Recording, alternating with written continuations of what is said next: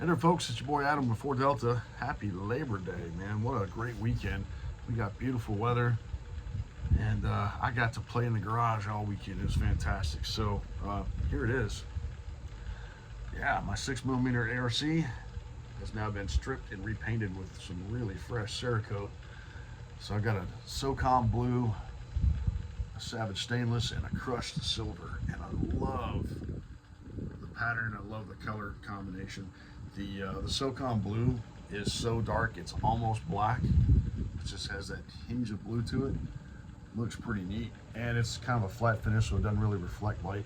I didn't use a lot of hardener because I didn't want to have a gloss finish to it, and it almost has just there's a textured feel to it. So I used some high heat resistant stencils and did my base coat in the SOCOM Blue, flash cured it, and then came back, put my stencils on, apply the next two colors one phase at a time, and it is very time consuming, but overall the product turned out to be pretty nice. I didn't have enough stencils to do the buffer tube also, so that's my only complaint. I can't remember the brand that I used, but they gave me 3 sheets of stencils and I really needed 4. But I could have been more economical with the application, but I like the color combination. I like the way that it turns out. It just looks neat. Now, I did not put my scope in the oven, but I did use a heat gun in between rounds to get that to dry up before I can move on to the next phase there. But overall, the process was it was not terribly difficult. It's just very, very time consuming. Once I got set up and I got my paint mix ready to go, doing my calculations with the hardener catalyst, I used an 18:1 ratio of cerakote to hardener, and yeah, it took a minute, man. It took a minute to get it all done, but once I did, I got a pretty cool looking rifle on the end of it, so I think it was worth it. And also having that extra cerakote on there, it doesn't have a rattle to it, so it's got a much tighter fit. I had to go back in the upper receiver and kind of polish out some of that extra cerakote because I wanted the bolt to be able to move back and forth without getting caught, because otherwise it's such a tight fit that it wouldn't cycle. So I had to go back and share that moves freely, and all my controls move freely and all that good stuff. So this rifle's a little bit different because there's got some different features. First and foremost, you'll see here I've got an ambidextrous bolt release here, so I don't like the levers that put anything inside the trigger well. So with this one, I milled out the receiver to make this fit.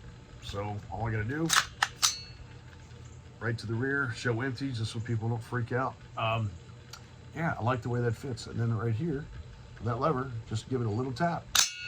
Boom, right forward. I also have a Armor Spec stealth recoil buffer assembly that's in here. So it basically acts like a guide rod with a rod in the middle and a spring around it.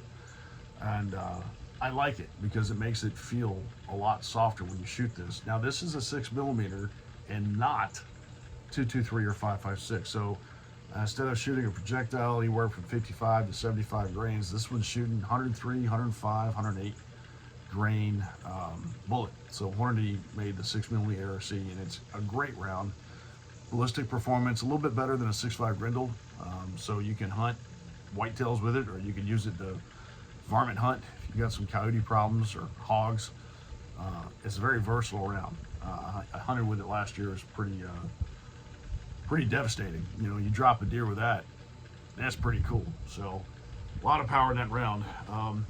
But overall, I really like the way it turned out. This one also has a Timney drop-in trigger, so this trigger weight, again, we already know it's clear, it feels a lot less than 4 pounds. So I think it was rated between 3.5 and 4 pounds. It's the Impact AR trigger. So when I put my finger on there and just give it just a little bit of go, that doesn't feel anywhere near 4 pounds. It feels like 2. And then the reset, I barely let my finger creep. Watch, just let off just a little bit, boom, that's all it moves. So this one, yeah, it's a great combination for hunting, or if you just want to go to the range and do some target shooting. It's very comfortable. I also have very aggressive compensator on here. But that's also the Charlie ASR mount from Silencer Co. That's from my Omega 36 suppressor. So when I shoot this suppressed, with that buffer system and the suppressor, it just feels very, very light. It's very, very comfortable. The recoil is so soft, and it's a lot quieter, even running supersonic ammunition, like when I'm hunting. It's just really enjoyable to shoot. 6mm is not the cheapest round, but if you're going to be at the range for a minute, it's a comfortable gun to shoot.